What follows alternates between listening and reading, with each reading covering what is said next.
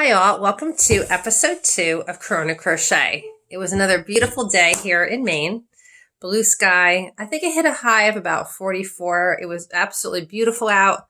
I was able to take the puppy for a nice easy walk run today. We went about 2.5 miles. He has a lot of energy, that puppy does. So there's still a few patches of snow around, but spring's coming. It feels good. It's getting warm. We really didn't have much snow this winter compared to usual. Last year we had 9 months of snow. We had snow right into May. So for us, this is pretty early for spring. So in this episode, we're going to be talking about going back on the chain for crochet. The first episode, we learned how to do a chain, a slip knot, and then a chain. So this is a nice big chain that I did with my fingers because I want you to see how every stitch is made up of 3 pieces of yarn. So this is a stitch right here. Let me show you. It has a top and a bottom. Here's one right here. Then here's another. And when you're looking at it from this side, let me pull it up a little bit. You can see there's 2 pieces of yarn on the top. This is perfect right here. 2 pieces of yarn on the top and 1 on the bottom.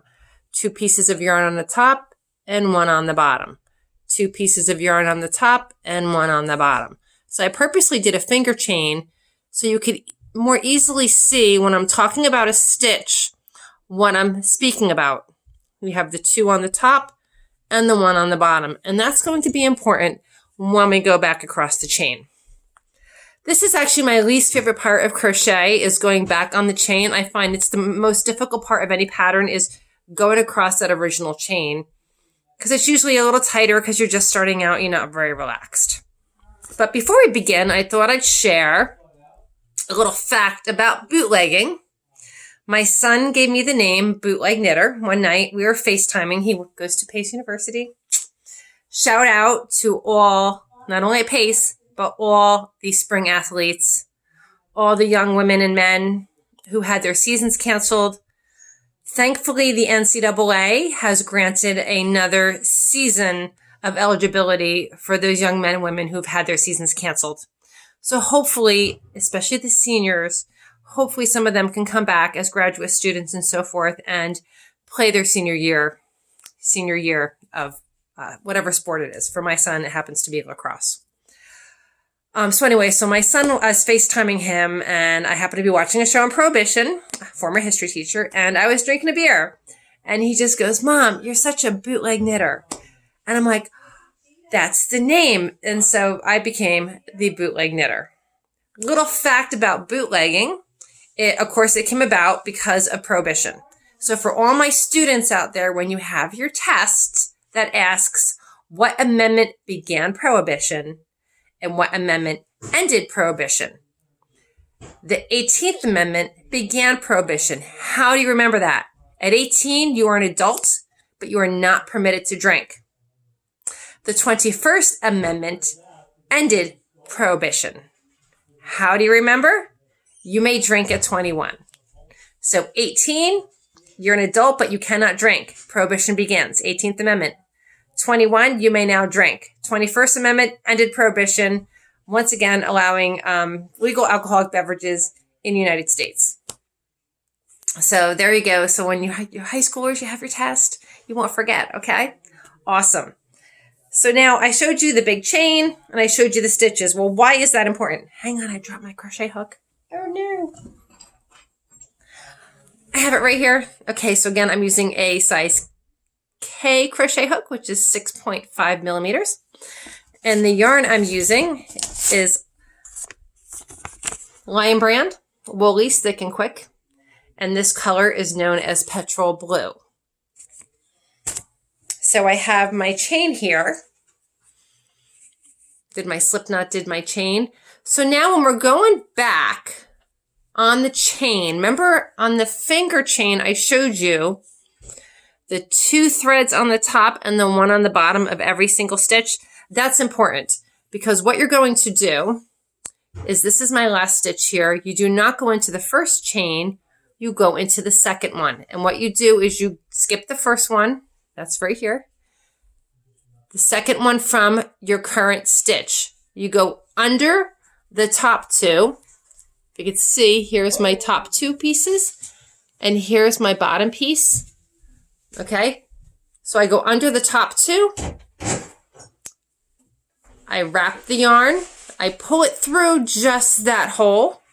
So now I have two pieces of yarn on my needle. Again, I go under, I wrap, and I pull it through both. That is a single crochet. The next one, the next stitch, you find the next stitch. Again, my husband is dancing on the sidelines over here trying to make me laugh. He's not being nice. I'm filming, and now my son is here. So my whole family's here because, you know, we're kind of under quarantine, kind of, sort of.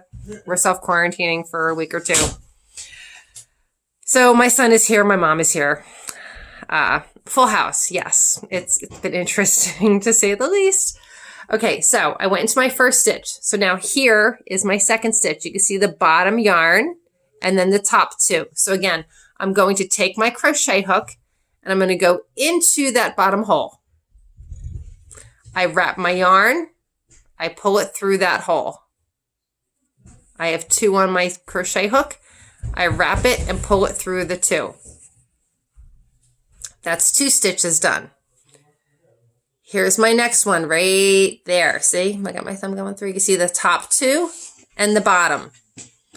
So again, I wrap, I put it in the hole, wrap the yarn, pull it through the hole. I got to stretch my yarn out a little bit. Okay, I got the two yarns on my crochet hook. I wrap it and pull it through both. Again, this is called a single crochet. Here's the next stitch right here.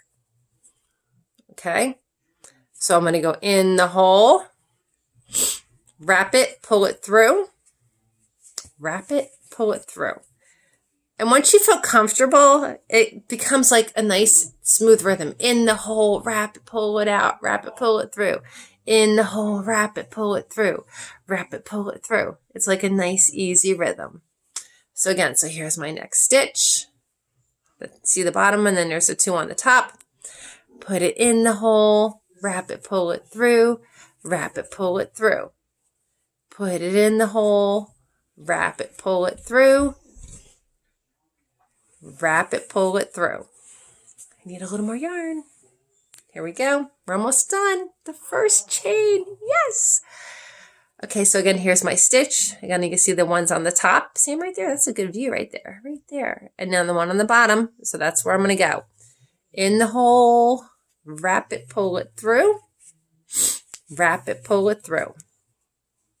Here's my next one. In the hole, wrap it, pull it through. Wrap it, pull it through. Here is my last one right here. The last one tends to be a little bit tighter. That's normal, especially when you're starting out. Oh my gosh. When I started knitting, my stitches were so tight. There was no daylight in between those stitches. I had to take my knitting needle and like work it in there. It was just ridiculous. I was like so tense. Oh, puppy's here. Want to see the puppy? Oni. I'll show you the puppy. Let me turn it. Oni. There's Oni. He's crazy. Are you crazy, boy? And he's probably going to go jump on Axel, who's laying on the floor, because he loves to annoy Axel, because Axel's the old man. Nope, he went out of the room. Okay, sorry for the interruption. Anyway, in the hole, wrap it, pull it through, wrap it, pull it through. Okay.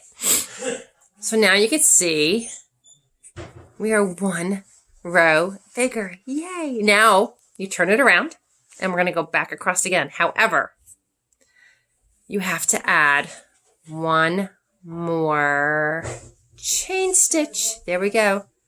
And again, we do not go in the first hole, just like before. We're going to go in the second hole. But now you can see how much easier it is to see the stitches. You can actually see the light in between them. You'll see the two on top. We're going to go right underneath that. So again, skip the first one. In, wrap, in, out, wrap, and through. Nice, right? So here we go again. Here's the next one. In, wrap. We got two on the crochet hook. wrap, and pull through. In, wrap, wrap, and pull through. So again, here's the next one right here. You can see it. In, wrap, pull through, wrap, and pull through. And we're just going to do that again down to the end. It is good once in a while to count your stitches. Make sure you have the same number in the end that you did in the beginning. So we have, here we go, 1, 2, 3, 4, 5, 6, 7, 8. We have 8 stitches on this chain. See? There we go. So how about we do that one more time? I'm going to rip it out. So we call that frogging. When you rip it out. Oh my goodness. I ripped it all out. So we're going to start again from the chain. Whoops, excuse me. I dropped my crochet hook again. Sorry about that. Okay. I have a lot of hair today, right? I had it braided earlier and it's just totally crazy. Okay. It's real fast. Twist to make our slip knot. Pull it through. There's my slip knot. Hooray. All right. Let's make a chain. Again, I'm going to make it a little bit looser so that it's easier to see the holes to go back on. I'm just going to go 1, 2, 3, 4, 5, 6, 7, 8. And I'm going to do one more. 9. So again, I'm not going to go into the hole. Here's the last stitch. You don't go into this one because that's where it's at. You want to go into this one. So I'm going to go, again, the 2 on top. See my 2 threads on top? And there's 1 on the bottom. And if you can see that, here we go. Let me try to make it better. See? There's the thread on the bottom and the 2 on top. That's where I'm going in. Wrap, pull it out. 2 threads on top, wrap, and pull it out. Here's my next one. It's easier sometimes in the beginning to find it with your fingers. You can feel it. Okay, in the hole, wrap, pull it out, wrap, pull it out. Nice and easy. Here's the next one. Like I said, you can actually feel it with your fingers. In the hole, wrap, pull it out, wrap, pull it out.